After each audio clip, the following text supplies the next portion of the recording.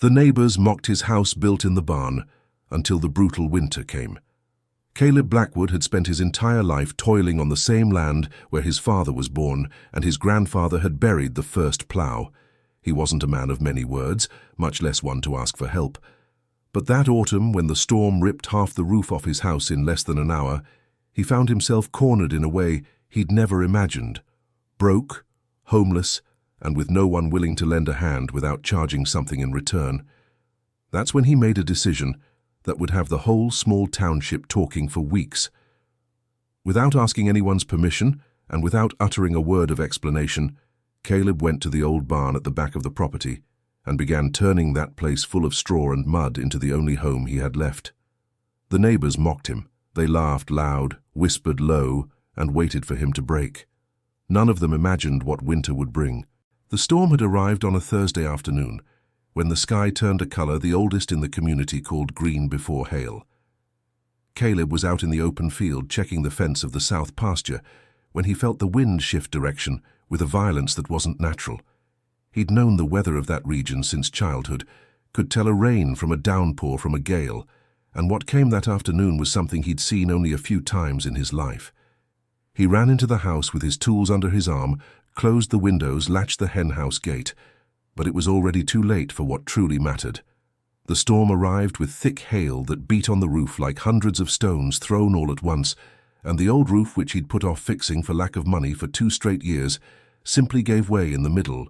First, the center rafters cracking with a dry snap, then the tiles sliding down into the house itself like a wave, then the water pouring in all at once without warning, without ceremony. In 40 minutes the floorboards were soaked, the walls swollen with moisture, and the living room ceiling had collapsed in 3 pieces onto the table where he usually had his morning coffee. The bedroom bed had escaped because there was a thicker wall on the side where the structure gave way, but it was soaked anyway. The kitchen lost its ceiling, and the old stove was covered in debris. Caleb stood still under the rain still falling, looking into his own house through the window that no longer had glass, and felt a weight settle on his chest that wasn't physical. It wasn't the first time life had hit him like this. He'd been through poor harvests, through debts that ate away at his sleep, through years when the price of what he produced dropped while the price of what he needed went up. But it was the first time he looked at destruction and didn't know exactly where to start, because this time the starting point had vanished along with the roof. That year's harvest had been poor. The corn had yielded less than expected due to a drought that came at the wrong time, and what he harvested was sold below cost because the market had tanked just when he needed it to rise. A loan taken out at the start of the year to buy irrigation equipment that was supposed to solve the next drought still weighed on his name like a stone in his pocket. There was no savings put aside, there was no relative with a spare room, and there was a possibility that any outsider would say was the most obvious: sell the property, pay off the debts and start over somewhere else. But that land was all that remained of the Blackwood family's history in that rural backcountry. His father had been born in the back room of the old house, which after renovations had become the living room. The grandfather had dug the first water well with his own hands back when there were no motor pumps, and the marks from the tools were still visible on the stones at the bottom.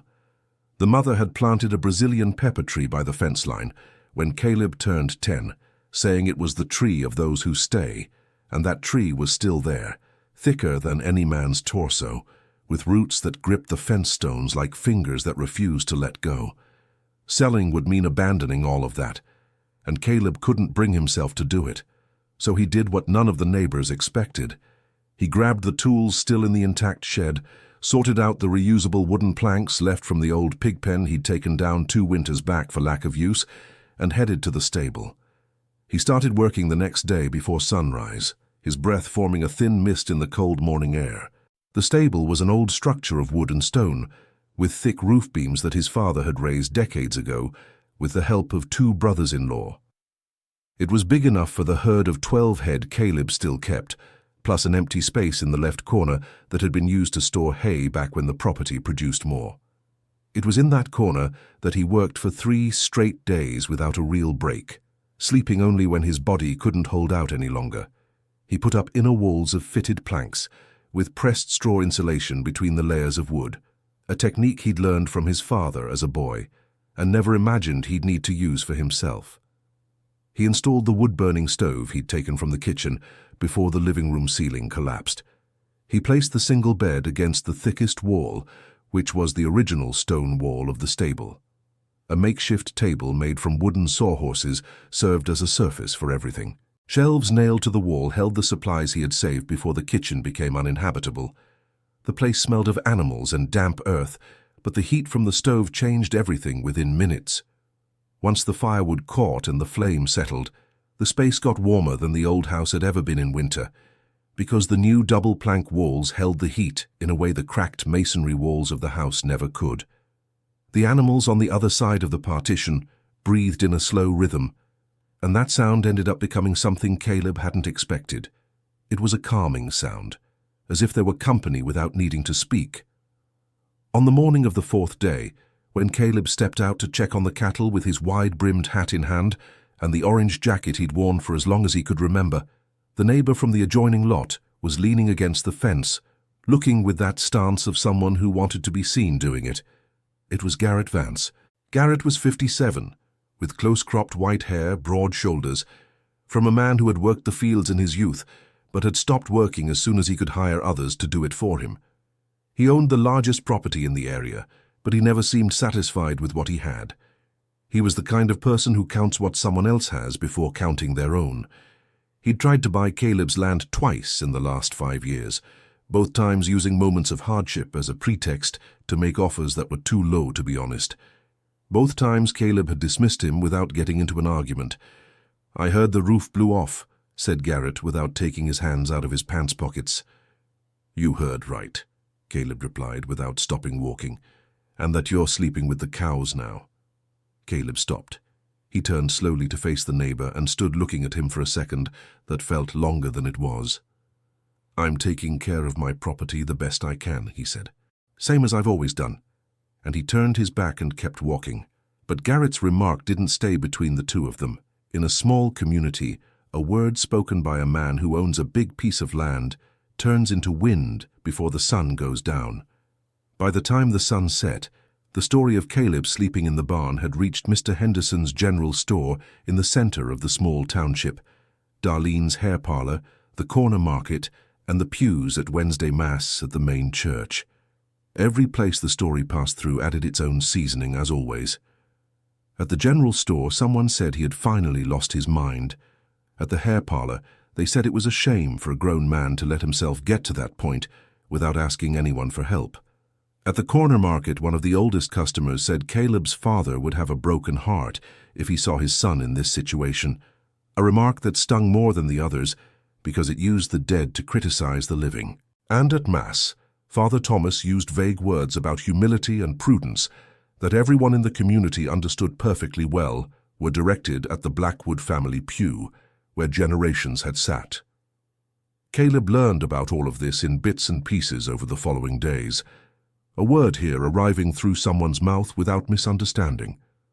An uncomfortable silence there when he walked into a place where people had been talking.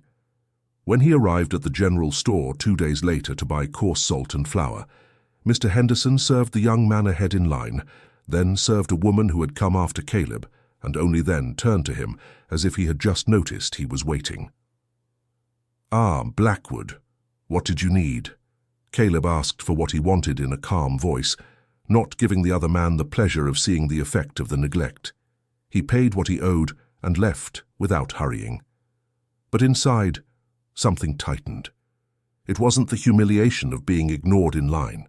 It was the realization that these were the same men who had drunk moonshine at the county summer fair on his property 2 years ago, who had eaten the roasted hog he had cooked in his own yard, who had clapped when he won the best herd contest at the community fair for 3 years running. And now they turned their faces away, as if they didn't know him. Only one person didn't turn away. Mrs. Abigail Miller lived on the property north of Caleb's, separated by a row of bamboo they had planted together when she was a new neighbor, and he was still a skinny young man in his early 20s, just taking over his father's land. Mrs. Abigail Miller was 72, with white hair pulled back in a firm bun, hands that weeded her own garden every morning, and a voice that, when she wanted, cut through the air like a knife. She was a woman who had endured hard things in life with the composure of someone who knows that crying without an audience is more honest than crying to be seen. She had been a close friend of Caleb's parents for decades. She was at his father's wake, helped his mother in the months that followed, and remained the person in the community that Caleb respected most, even though he rarely said it out loud, because they were both made of the same tough silence. On the afternoon of the 5th day after the storm, Caleb was adjusting the wooden partition in the barn with a hammer and nails when he heard footsteps on the packed dirt entryway. He turned and saw Mrs. Abigail Miller standing there with an aluminum lunch pail in her hands and an expression that wasn't pity or curiosity. It was the expression of someone who has a goal and is carrying it out. "I brought roast chicken and gravy," she said. "Is your stove working, or do you need to heat it up here?" "It's working," Caleb replied. She came in without further ceremony, set the lunch pail on the makeshift table, took a discreet look around without commenting on anything she saw, and asked, "Do you have enough firewood for this week?" "I do." "If you run short, let me know. My son cut more than necessary last month, and there's extra in the shed." She paused briefly at the door. "It's well built here, Caleb. Your father would have done the same." And she left without another word. Caleb stared at the sealed lunchbox for a while before opening it. Then he opened it, served himself into a bowl he'd salvaged from the ruined kitchen, and ate slowly, in silence, with the calm sound of cattle in the background and the smoky stove smell mingling with the aroma of the still steaming gravy. It was the first hot meal he'd had since the storm. He hadn't realized how much he needed it until he felt the warmth go down his throat. What Caleb didn't know, that afternoon, was that Mrs. Abigail kept, at the bottom of a cedar cabinet that had belonged to her mother, a cardboard box with old Blackwood property documents. Caleb's mother had asked her to keep those papers years ago, back when her husband was sick and things were chaotic, when she feared important documents might get lost between doctor's appointments and bigger worries. Mrs. Abigail had kept them with the same care she kept old photographs, knowing their worth without needing to look at them every day. She had never mentioned those papers. There was no need, but she kept them. And at that moment, while Caleb ate roast chicken and gravy at a makeshift table in the stable, she was back in her own kitchen thinking that maybe the day would come when those documents would make a difference. Things got worse before they got better, as tends to happen when a situation depends on someone's ill will. Garrett Vance wasn't the kind of man who waited for life to sort itself out when he saw an opportunity taking shape. He had a way of acting that was always indirect. He never did himself what he could get someone else to do, and he never said clearly what he wanted when he could let the situation speak for him. That's how he had managed to expand his property over the years, buying land from struggling neighbors for under fair value, always at the right time, always with the patience of someone who knows how to wait. 3 weeks after the storm, Caleb received a visit from a man with a clipboard and a button-up shirt buttoned all the way to his collar, who introduced himself as a county inspector with a formal air of someone who repeats his own name more than necessary. "I received a complaint about unsanitary conditions on this property," the man said. "A complaint from who?" Caleb asked. "I can't disclose that. It's procedure."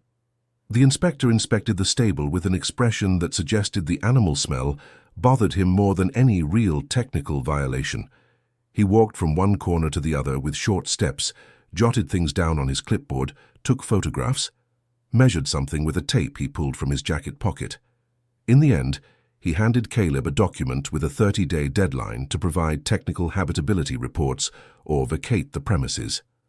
Caleb took the paper, thanked the inspector with that dry politeness that was the most efficient way he had to dismiss someone, and stood there holding the document after the man's car disappeared down the dirt road. He read the document 3 times that night, sitting on the stool near the stove. There was no way to pay for the reports that paper required. The professionals he consulted in the nearest town gave estimates he didn't even bother to write down fully.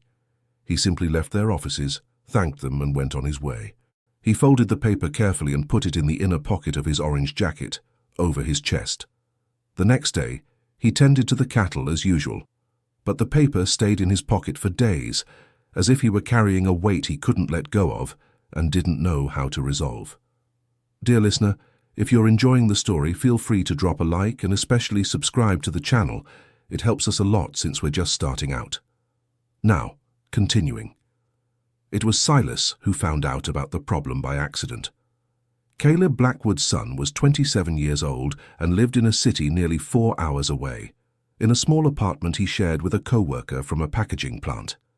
He had left 2 years earlier, not out of resentment for the land or his father, but from the simple need for a wage that the property could no longer provide for 2 men with the bills they had. The departure had been hard and barely talked about, as departures are between people who don't know how to turn feelings into parting words. Silas had called his father once a week for the first month after he left. After that, the calls grew further apart, not from neglect, but because routine swallows up the days when you're trying to get a foothold in a new place, and days have more urgency than memory. When the young man he shared the apartment with mentioned in passing that he'd seen a comment on social media about a farmer who was living in his own barn in a rural community, Silas didn't recognize the place at first. It was only when he read the name of the community in the comments that his blood ran cold. He called his father that same night. Caleb answered with the calm voice of someone who had been expecting the call and had briefly rehearsed what he would say. "I'm fine," was the first thing he said, before Silas could even get a word out. "Dad, what's this about a roof? You're sleeping in the barn." "I'm working on the problem." "What work? What problem? Why didn't you tell me?" "Because there wasn't anything definite to tell yet." "Nothing definite to tell?" Silas's voice rose a notch. "You're living with the cattle, and you didn't have anything to tell." "Silas!" Caleb's voice dropped lower, which was the sign that he was putting a limit on the conversation. "I'm not selling the land. I don't need borrowed money. And I'm not moving to the city to live in an apartment." Silence on the line. "Come here, Dad. At least until you sort things out." "I've already sorted it out. I'm living in the barn." "That's not sorting it out. That's hiding behind stubbornness." "It's what I've got, and it does the job." The call ended with not much more than that. Silas held the phone in his hand for a long time after his father hung up. He felt that kind of anger that comes mixed with other, more complicated things. Genuine worry, and beneath the worry, something he couldn't name right away. A sort of shame at himself for not having been there before it reached this point. Because while he had been distancing himself, his father had been fighting a battle alone. Back in the small township, Caleb's situation had become the main topic of conversation for at least 2 weeks. At the entrance to the general store, a group of men stopped talking when he arrived, which was worse than if they had kept going, because the silence was more deliberate than any word. 2 women he met on the dirt road quickened their pace and looked away with that way of pretending not to have seen someone they clearly had seen. The seed merchant's daughter, a girl of about 12 who used to run to show Caleb the drawings she made when he passed by the main street, was on the sidewalk with a group of friends as he walked by. One of them said in a voice too loud to be an accident, "That's the one who lives with the cows." Caleb crossed the street without turning his head, not because he hadn't heard, but because he had heard too much. That night, back in the barn, he sat on the stool for a long time after the stove had died down, with his hands flat on his knees and his gaze fixed on the straw floor. The cattle breathed softly on the other side of the partition, with that steady rhythm that doesn't change with what happens outside. The wind hit the plank walls with a sound that reminded him of something, though he couldn't quite say what. There was a part of him that wanted to call Silas and say he was wrong, that he was tired, that the weight of it all was heavier than it seemed. There was another part, deeper and harder, that recognized this temptation as weakness. Not weakness in needing help. That was one thing. Weakness in giving in to what others wanted him to do, that was another.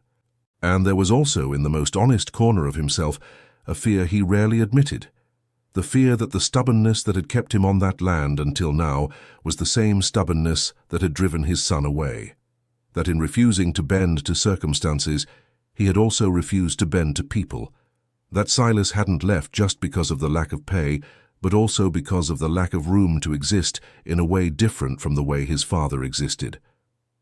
That thought stayed with Caleb for a while before he got up, put another log in the stove, and went to sleep with the determination of someone who decides not to think about something he's going to think about anyway. The inspector's deadline expired on a cold Monday, with no technical solution presented, and with Caleb expecting nothing less. But what came after the deadline was what he hadn't exactly calculated. 2 days later, a brown envelope arrived in the mail, stamped with a law firm's seal from the city. Inside was a document with technical language and many pages, but its summary was simple.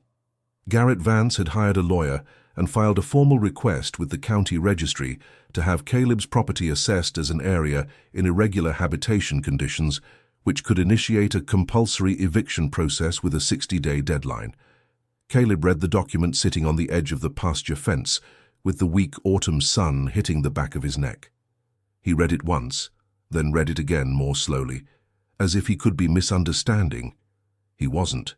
Then he folded the paper with that same weary care and put it in the same pocket where the inspector's document was. The pocket felt heavier.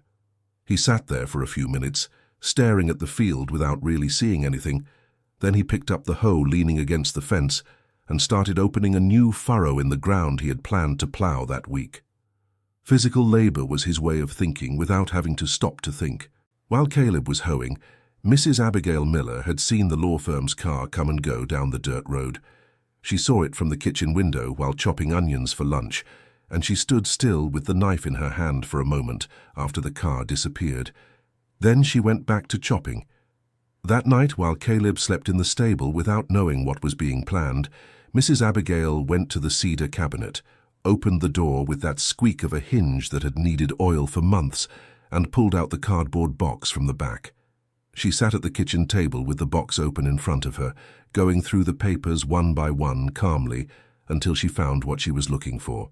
They were the original registration documents for the stable, signed by the former county administrator decades ago, with all the technical specifications of the construction and a clause stipulating that the secondary buildings of the Blackwood property could be used for emergency residential purposes by the owner in cases of duly proven force majeure. The storm that had destroyed the house's roof was without a doubt a case of force majeure. Mrs. Abigail went to the registry office the next morning with her daughter at the wheel, carrying the whole box under her arm. The clerk, a young man with thick-rimmed glasses, received the documents with an expression of someone who hadn't expected to find such old papers in such good condition. "Ma'am, do you know what these documents are?" "I do know," Mrs. Abigail Miller said, with the simple tone of someone who needed no further explanation. "That's why I'm here." 3 days later, Garrett Vance's lawyer received the certified copy of the documents through formal channels. He was silent for a long moment, staring at the papers before calling his client. "Vance, the case can't move forward under these conditions. The construction origin documents are valid and predate the current legislation. Any attempt to contest it will cost more than it's worth, and the chances of winning are very low." Garrett turned red, slammed his palm on the office desk, and said there must be another way. The lawyer said there was, but it would involve time, money, and a public exposure that might not be convenient. Garrett stared out the window for a few seconds. "I'll think about it." Caleb found out about Mrs. Miller's actions 2 days later, when she showed up at the stable door with a copy of the documents and explained what she had done. He stared at the papers, then at her. "Why didn't you tell me you had this?" "Because you didn't ask," she said, "and because I wanted to be sure before raising hope. Premature hope hurts just as much as a real problem." Caleb folded the documents with the same care he had used to fold the others. But this time, the gesture didn't carry the same weight. It was different. It was like putting away something good. "Thank you, Mrs. Miller." "Take care of the cattle," she replied, and left the way she always did, without drama and without expecting recognition. But the relief those documents brought didn't last long, because Caleb's life wasn't letting up. The oldest cow in the herd, the one his father had bought when Caleb was a child, started showing signs of weakness on a weekday afternoon. Caleb noticed before any visible sign because he had known that animal for a long time and could tell the way she walked on a good morning from the way she walked on a bad one. She had stopped eating the day before. She stood in a corner, eyes half closed, breathing a little slower than usual, chewing her cud without conviction. There was an emotional connection to that cow that Caleb wouldn't admit out loud to anyone. She was the last living animal his father had personally chosen, paid for with the money from a good harvest, and brought to the property on a sunny March day. She had a way of looking that was different from the other animals in the herd, more attentive, closer to human in a way that was hard to explain without sounding foolish. He called the vet. Mr. Whitaker had more than 50 years of experience, a thick grey mustache, and a way of examining cattle that felt more like a conversation between old acquaintances than any technical procedure. He arrived the next morning with the worn leather case he had used for decades and spent over an hour with the cow, examining her without rushing. When he came out, he said it was an internal infection that had likely set in during the storm when the water trough had been hit by debris and the water had been contaminated for days before Caleb noticed. The treatment involved injections for 2 weeks and daily monitoring to check progress. "How much will it cost?" Caleb asked. Mr. Whitaker gave the amount with the seriousness of someone who hates giving that kind of news, but knows it's necessary. Caleb was silent. "I can break it into payments, Caleb. You've known me for years. You know I've never pressured anyone." "How much for cash?" The vet gave a lower amount, but it was still beyond what Caleb had available at that moment without compromising the month's supplies. "Give me a week," Caleb said. Mr. Whitaker nodded, left the medication for the first few days, and asked Caleb to let him know if the animal's condition worsened suddenly. That night, Caleb sat on the edge of the bed and did the math under his breath, as if counting in silence would hurt more than the sound of the words. The numbers didn't add up in any way that didn't require sacrificing something. He sold the only spare pair of boots he owned, stored on a shelf in the shed and saved from ruin by sheer luck.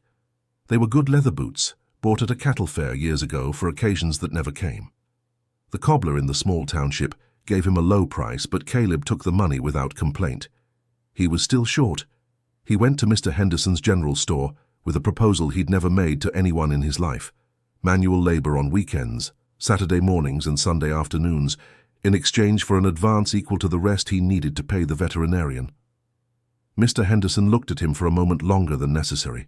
He was a man without a heart of stone, but he had laughed at Caleb in front of others, and that laugh made the acceptance harder to swallow now that the man was asking for help. "All right," he said at last, in a way that was more surrender than agreement. Caleb started the following Saturday before 8 in the morning, without anyone needing to remind him. He cleaned out the storage room at the back of the general store, which was in a disorder that revealed years of putting things off. He rearranged heavy shelves that no one had moved in so long that a thin layer of dust had gathered on the edges. He carried sacks of cement that had been waiting for customers since the previous month, stacked in piles that were poorly balanced and could topple over. He swept the floor twice because the first sweep kicked up dust that needed to settle before the second pass made sense. The men who passed by the store's door and saw him doing this paused for a second before moving on. None said anything, but they paused.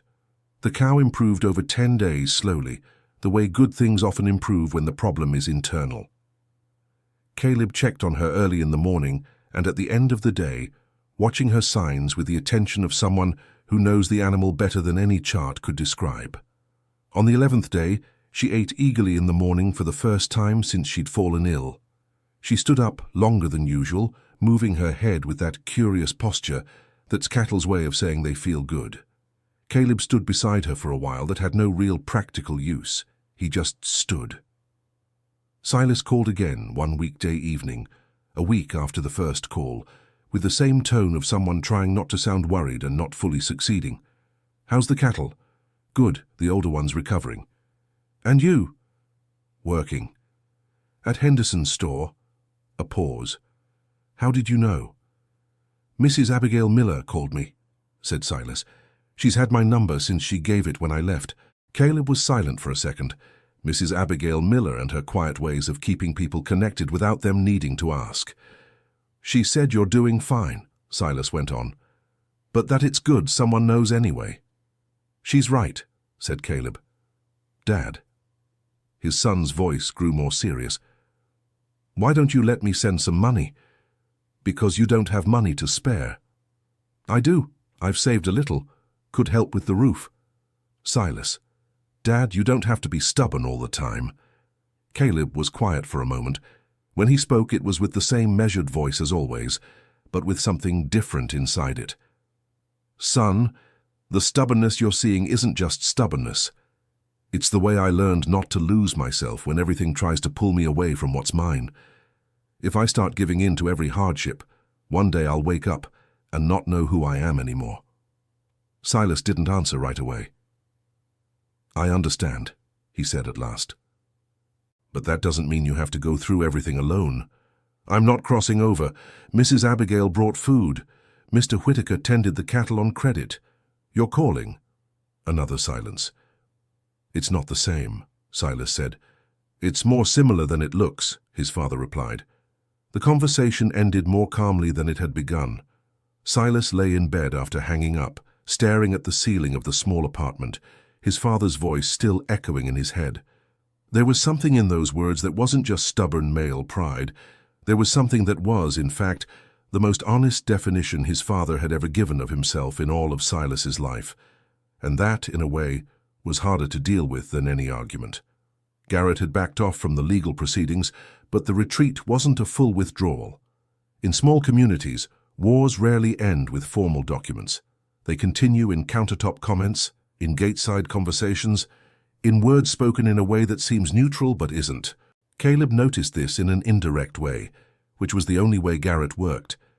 Mrs. Abigail found out from at least 3 different people over 2 weeks that Garrett had commented in various places that Caleb was being generous out of convenience, meaning that Caleb not charging for the meals he received, and the space he used was a theater of humility, an attempt to make the community feel guilty. It was a phrase that meant nothing on its own, but it worked like a seed planted in soil already prepared for doubt. Mrs. Abigail didn't mention anything to Caleb. She knew he didn't need to know everything that was said, and she also knew that certain words grow faster the more attention they get.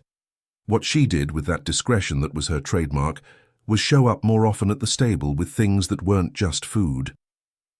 One afternoon, she brought an old book that had belonged to Caleb's father, found in a pile of things she had saved and thought he might want to have. Another afternoon she arrived with a needle and thread and sat mending Caleb's orange jacket, while he was out in the field, hanging it on the nail on the wall with a note that just said, "Right sleeve."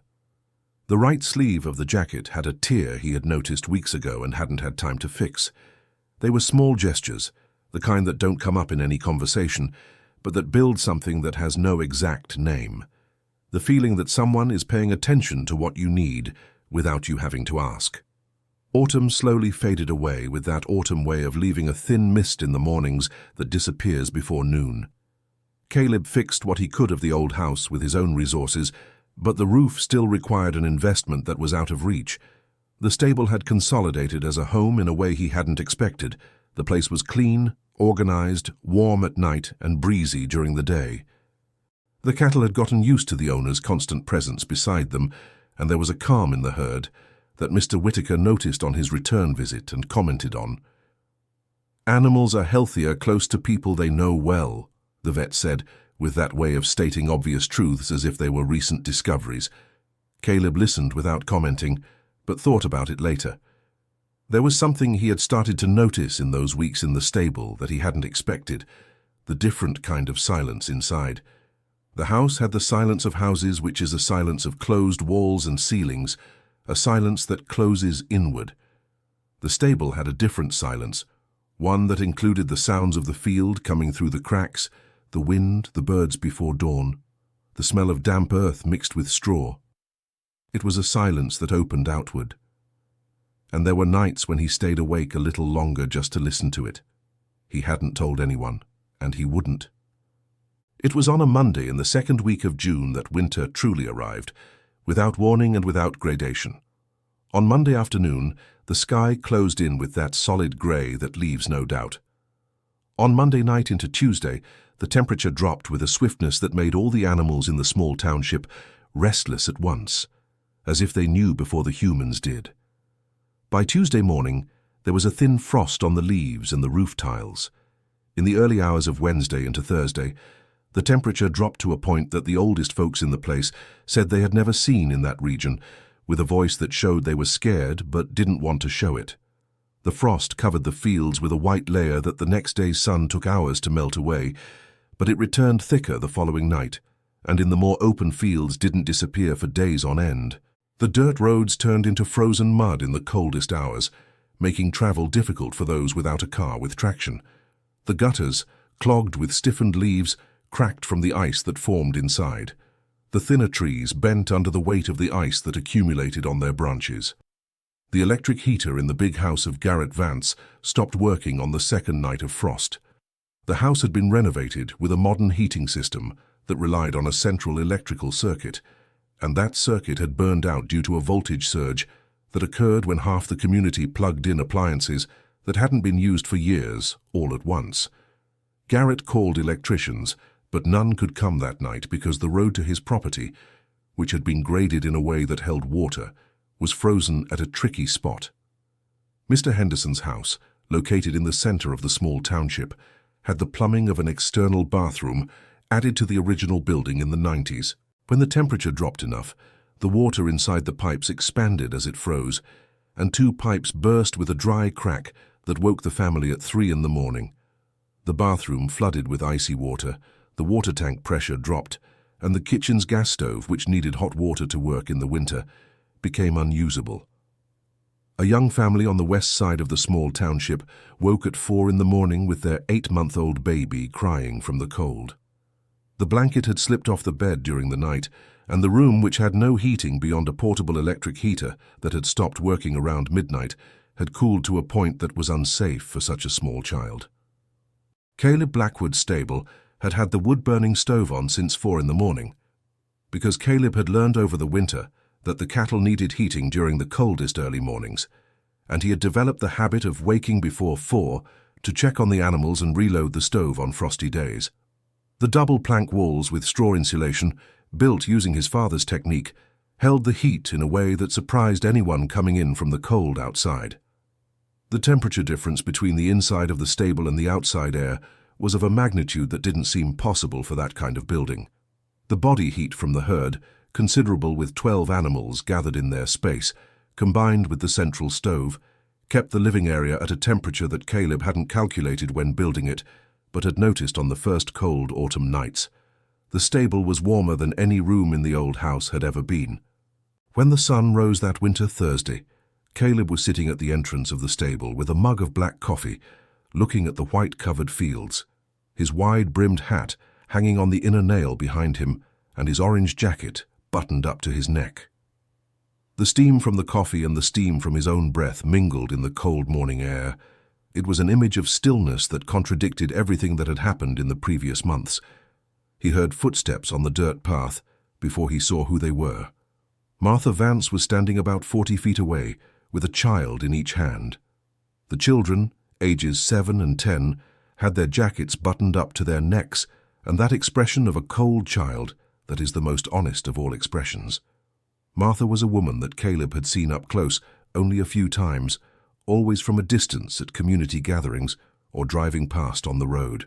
She had a reserved manner that matched her husband's, but in her it seemed more like restraint than strategy. That morning she stood there with her face red from the cold and an expression that was neither coldness nor pride. It was the look of someone who had gone as far as she needed to because there was no other choice. "The heater in our house hasn't been working since yesterday," she said. "The kids spent the night cold." Caleb stared at her. The silence lasted perhaps 3 seconds, which are much longer than they seem when someone is waiting for a reaction. "Come in," he said. Martha stood still for a moment, as if she hadn't expected it to be that simple after everything. Then she came in with the children, who, upon feeling the warmth of the stable, let out an involuntary sigh that wasn't just a child's sigh. It was any human being's who had been cold for a long time. Caleb put more wood in the stove without saying another word. An hour later, the baby's family knocked on the door. The mother, still young, came in with the child wrapped in 2 overlapping blankets and her eyes red from lack of sleep.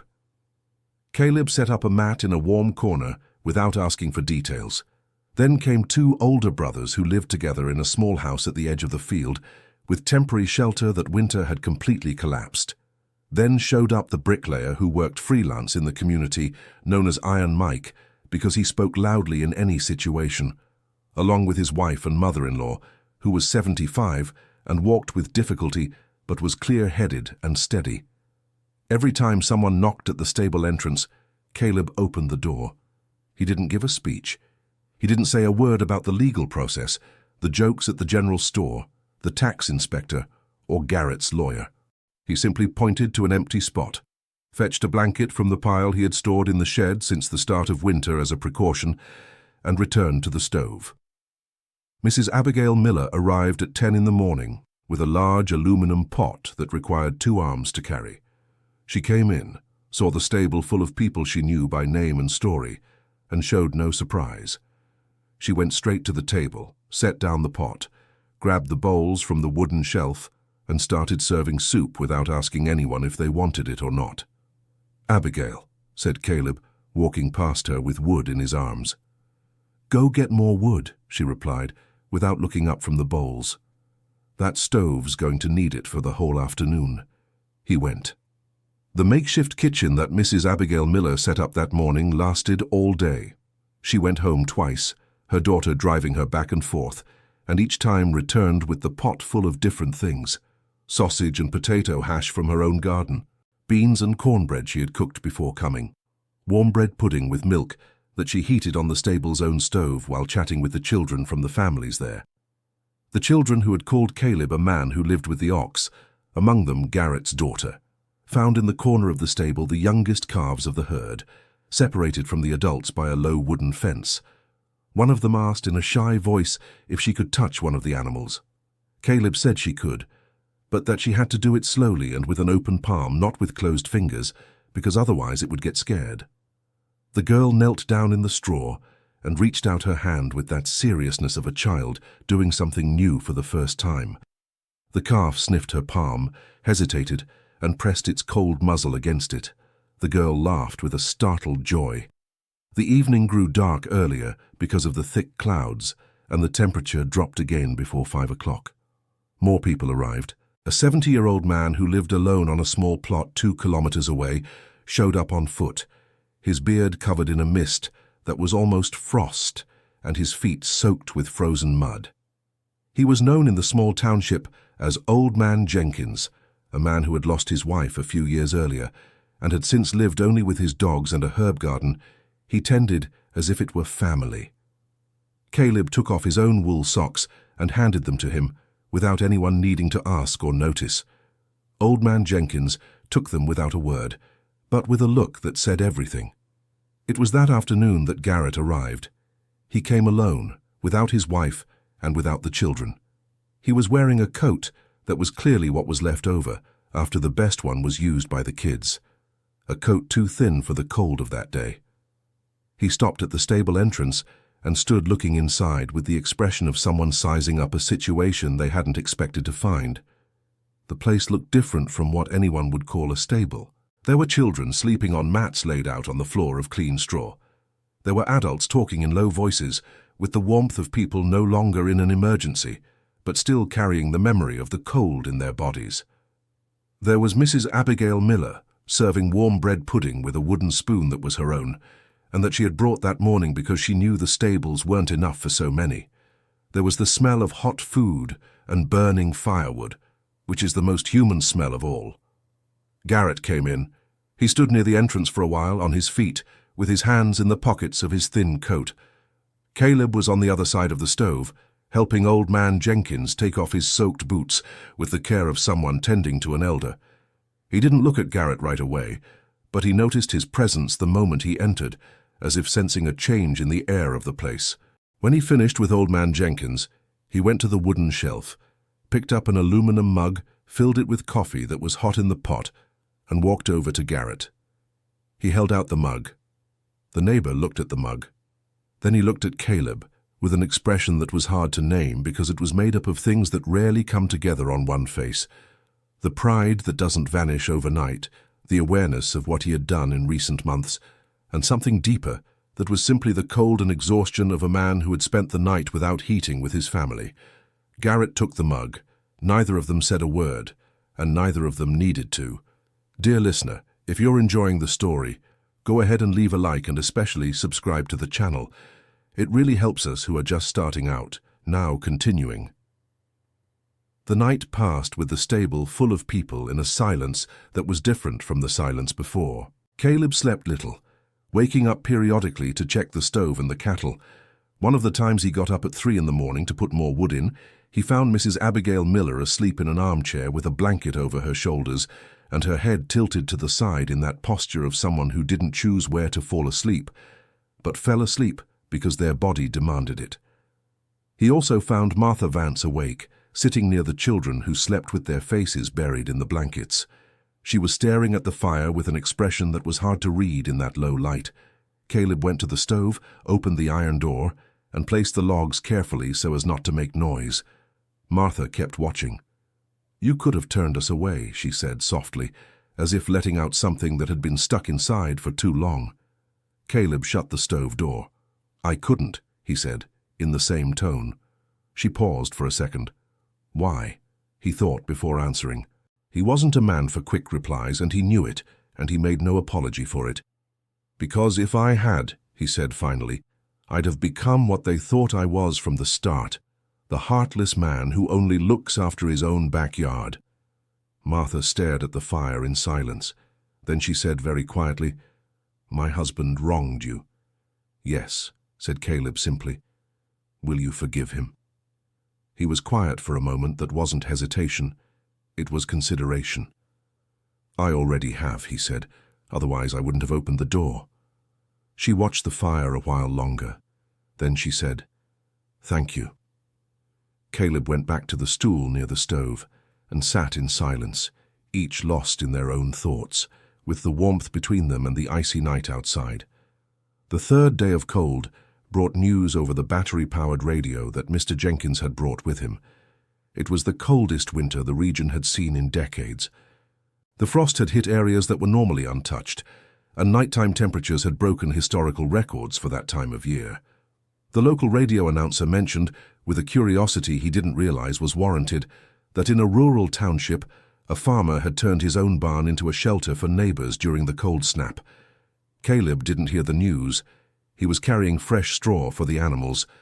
But Silas heard it. He had called 2 days earlier, and his father had said everything was fine, as always. But when Silas tuned into a radio by chance in the car and listened to the report, and when he realized the barn they mentioned was the very one where his father lived, he sat at the traffic light for so long that the car behind him honked. He left work early that afternoon. He stopped at the supermarket and filled the car with blankets, canned food, beans, cornbread, pasta, olive oil, coarse salt, 2 bags of ground coffee, and a sack of firewood that the store clerk looked at oddly because it was an unusual item for that establishment. He threw everything into the trunk hastily and drove off before it got fully dark. He arrived 4 hours later, with the car covered in mud from the rural backcountry roads of the last 25 miles. He pulled up in front of the barn, turned off the headlights and sat inside the car for a moment, looking through the foggy window. The barn door was slightly ajar, and through the crack came a light that wasn't from a bulb.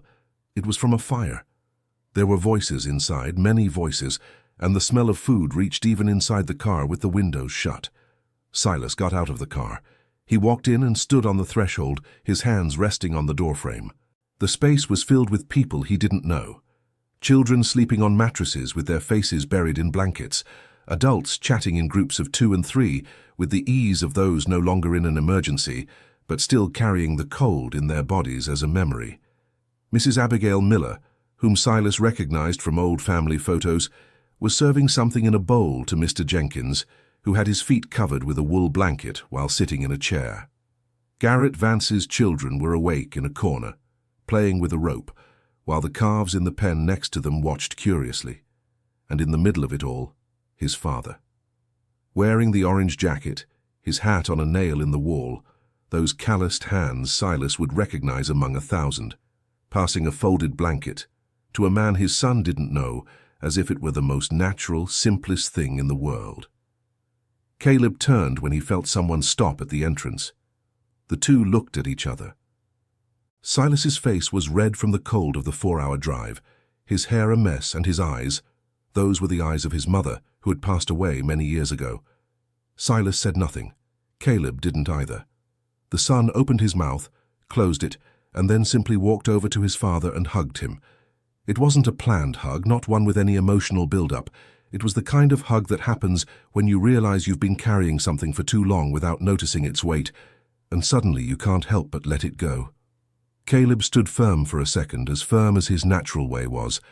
Then he put his arm around his son's shoulder with a pressure that said everything 2 years of short calls and long silences hadn't said. "You made it safe," the father said. "I brought stuff in the car," Silas said, his voice rougher than usual. "Go get it," Caleb replied.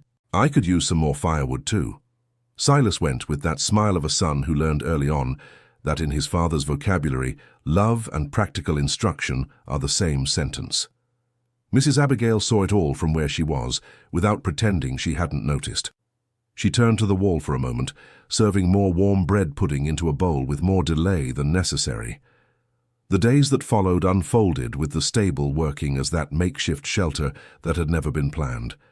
Silas stayed without needing to say he was staying. He simply started helping from early morning until night, carrying firewood, organizing spaces, fetching more people that Mrs. Abigail learned were shivering in some corner of the community. Between father and son there was a load of unsaid things that neither quite knew how to start. But the work helped with that. When two people work side by side for hours, conversation shows up in the breaks, in the pauses, in the moments when someone is resting or waiting for the water to boil. It's in those gaps that important things arise without anyone needing to announce their coming. One early morning, while they were checking the cattle together at the start of the day, Silas asked, "How did the roof of the house end up the way it did?" Caleb explained. He told him about the storm, about the old structure, about the money that wasn't there. "Why didn't you tell me before it got to that point?" Silas asked. "Because it hadn't gotten to that point before." "But if I'd known, I could have." "Could have what, Silas?" Caleb said, not with anger. He said it with the precision of someone who knows the facts.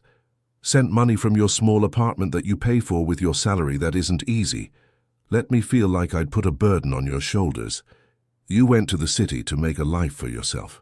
I had to let you do that without carrying what was mine." Silas was quiet for a moment.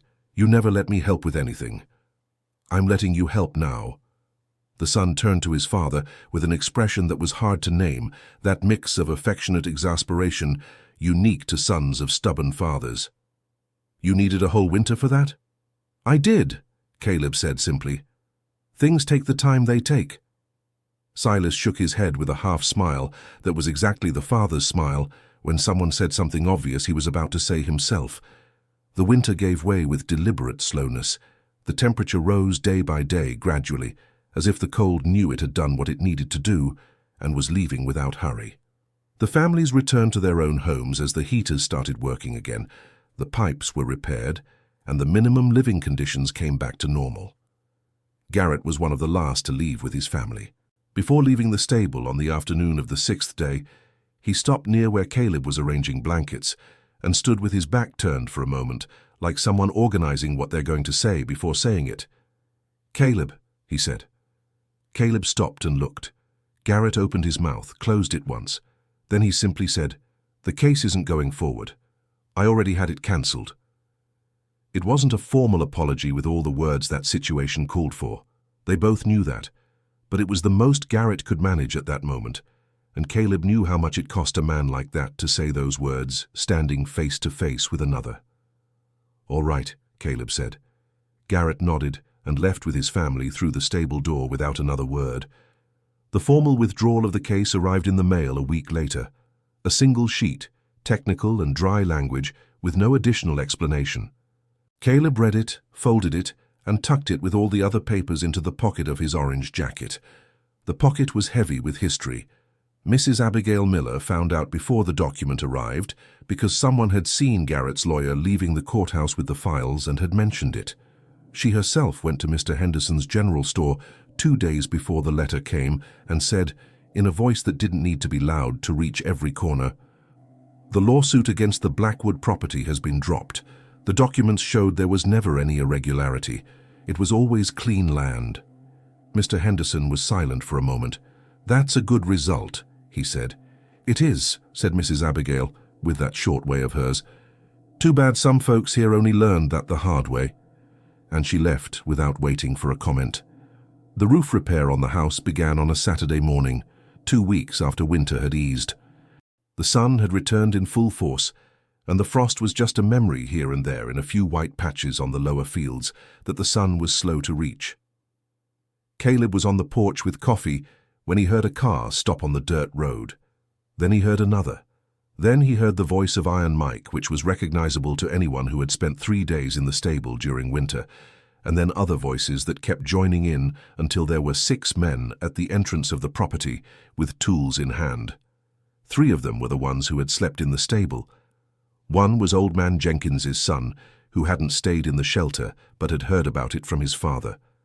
Another was a younger neighbor that Caleb barely knew, who had arrived with his own set of tools and only said he knew how to work with roofing and had Saturday free. The 6th was Iron Mike, who had shown up with his small truck loaded with supplies. Caleb stood on the porch for a moment, looking at that. "Are you just going to leave me standing here working?" said Iron Mike, his voice filling the whole field. "Then get up here and tell me where you want me to start." Caleb climbed onto the roof. Mr. Henderson showed up at 10 in the morning with his small truck loaded with new shingles and gutter materials. He got out, looked up at Caleb with his hat shielding the sun, and said he had brought the materials with no set payment deadline.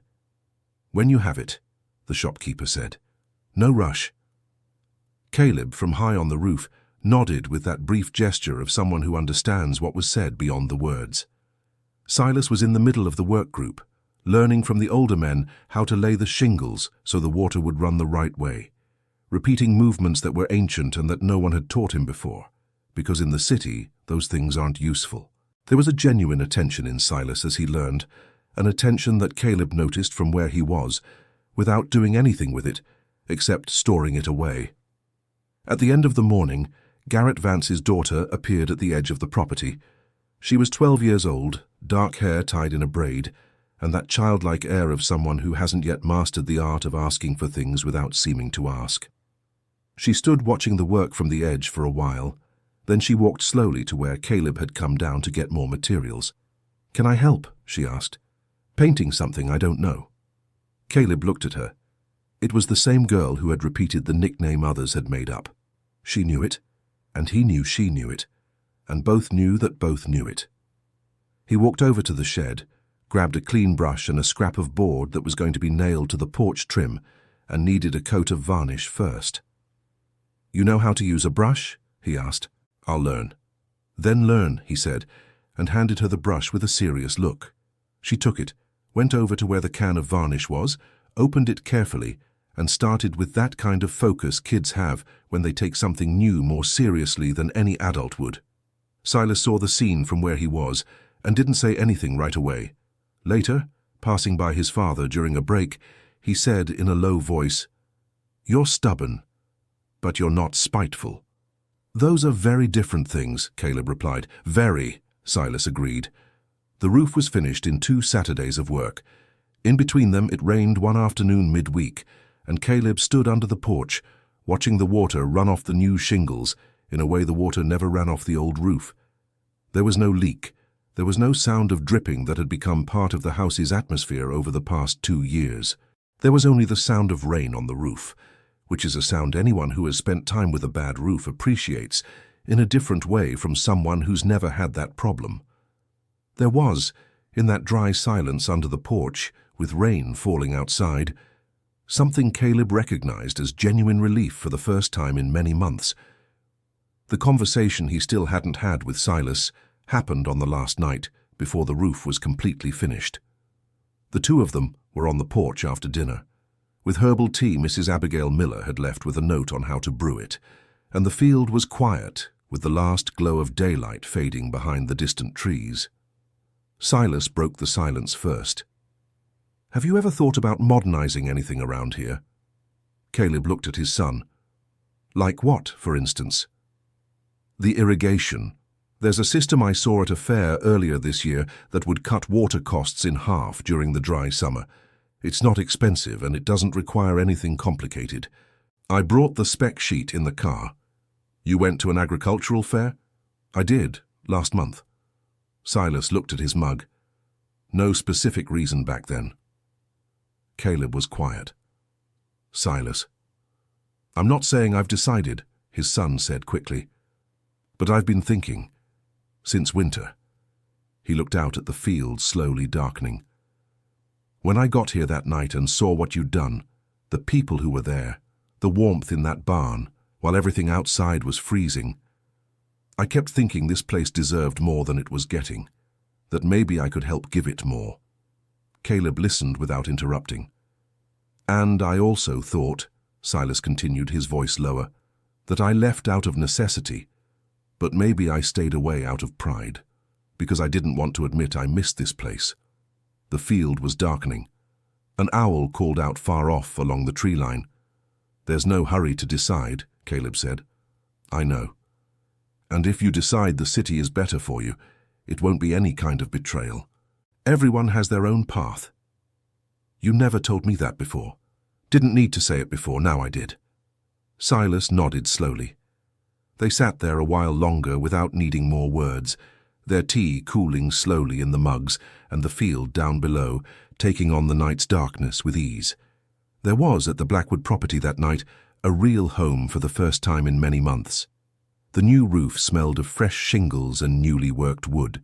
The stove in the barn was still lit because the cattle needed warmth on the cooler nights, and Caleb had developed the habit during the winter that wouldn't break overnight. The house, with its patched walls and a porch partially painted by Evaristo's daughter with that varnish applied with the brush of a serious child, had an appearance that was humble, yet complete. The last revelation of the story did not come with fanfare. It came on a quiet Sunday afternoon, when Mrs. Abigail Miller appeared on the property with the cardboard box under her arm, the same one she had kept in the cedar cupboard for years. This time, though, she was not taking the box to the registry office. She was bringing it to Caleb. He received her on the porch, and she placed the box on the wooden table that Silas had set up there, using leftover materials from the renovation. These papers are yours, she said. They always were. But there's something inside here that I never showed you because it was never the right time. Caleb opened the box with the care one uses for important things. At the bottom, beneath the documents he already knew, there was a yellowed envelope with his father's handwriting. The name Caleb was written on the front in that right-slanted script he would recognize anywhere, in any kind of light. He stared at the envelope for a long moment. He gave it to me before he left, said Mrs. Abigail. He asked me to keep it and to use my good sense to give it to you when the time came. He said you'd know when it was time, because it would be when you needed it most, and asked for it least. Caleb picked up the envelope with hands that were his father's hands, calloused in the same spots, thick on the same side. Silas, who was inside the house and had heard voices on the porch, appeared at the door. When he saw the envelope and his father's expression, he stood quietly on the threshold. Caleb opened it slowly with the kind of care used for old things that have no replacement. Inside was a sheet of ruled paper folded into 3 parts. He unfolded it. His father's handwriting had gotten smaller in the last lines, when his hand no longer obeyed so well. But it was legible. It was there, as it had been at the bottom of the box, waiting for the moment his father had predicted with a precision that belonged to a man who knows his own son better than the son knows himself. Caleb read in silence. No one asked what was written. When he finished, he folded it back with care, then folded it once more and placed it in the pocket of his orange jacket. The same pocket where he had kept the tax official's document, the lawyer's document, the registry papers. The pocket now held things of a different weight: history, hardship, and love. What did he write? Asked Silas, with the quiet voice of someone who knows they might be asking something meant only for the father. Caleb looked out at the field for a moment, his chin slightly lifted in the way people do when they don't want emotion to spill down their face before they're ready. That the land can take more than it seems, he said, and so can the man who tends it. Silas stood still, looking at his father. Mrs. Abigail, who was standing at the edge of the porch with her hands clasped in front of her, turned her face toward the fields with a smile that was only hers and needed no audience. The sun was setting slowly over the Blackwood property, casting a long golden light over the fields, that the grandfather had ploughed and the father had tended, and Caleb had refused to abandon when life pushed him every which way to leave. Over the stable of wood and stone that had become, without plan and without intent, the warmest place in the small township during the harshest winter in living memory.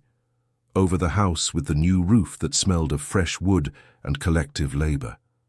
Over the two men on the porch who needed no more words beyond those already spoken, and over the white-haired woman who had kept an envelope for decades, waiting for the exact moment.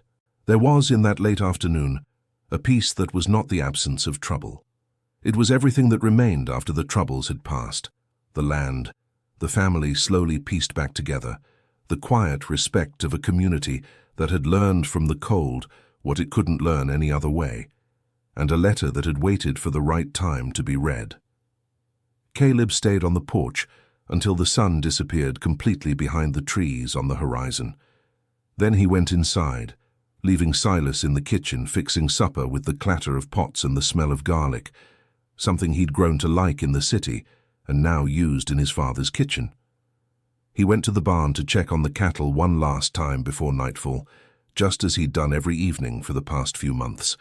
He stood at the entrance for a moment, looking at the place where he had built something he didn't even know he was building.